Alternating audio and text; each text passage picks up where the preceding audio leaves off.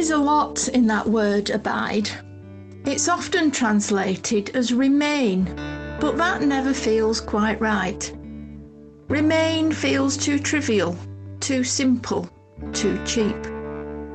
Abide feels deep and mysterious and embracing. When Jesus says, "Abide in me," it feels like this is about trusting all that we are to God, releasing ourselves to God, because that is where life and fruitfulness is to be found. When Jesus calls his disciples to abide in him, he has of course been using the image of the vine. I am the vine and you are the branches. Abide in me and you will bear fruit, he says. In the vine, life flows through the sap, which feeds and nourishes the branches and allows fruit to grow. Without the sap, the branch is just a branch. It will not bear fruit, and it will not know the life of the vine.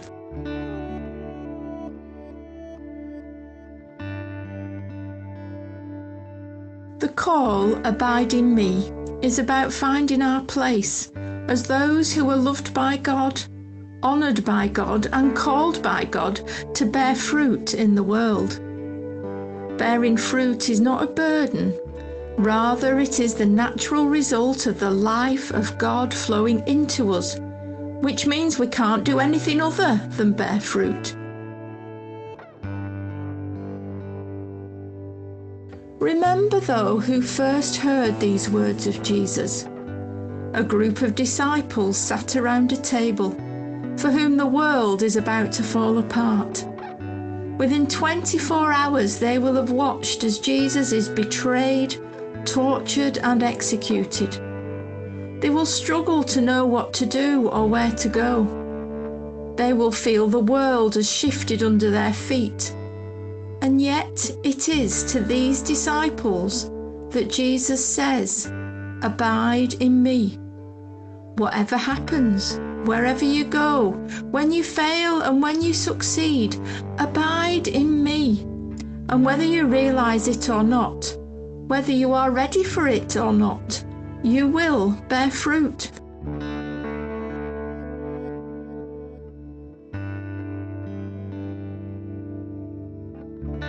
Our world has changed, and our Holy Week has changed, and it is easy to shrink away from everything, to curl up until it all goes away. But God still calls us to abide in him, to rest all we are, to rest our whole being in God, in the true vine, the one who is the source of life and goodness, the one who will hem us in with grace and in whom we will bear fruit that transforms a broken world.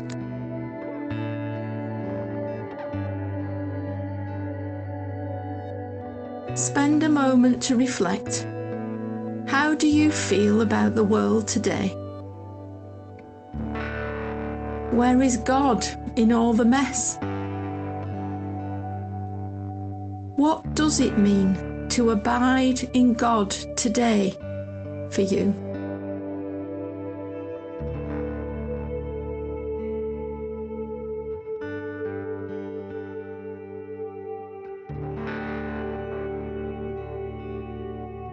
A prayer.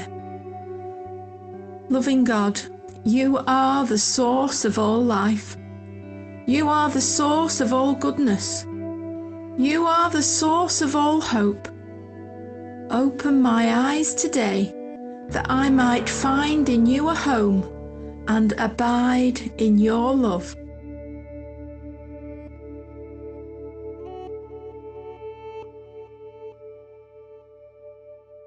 Amen.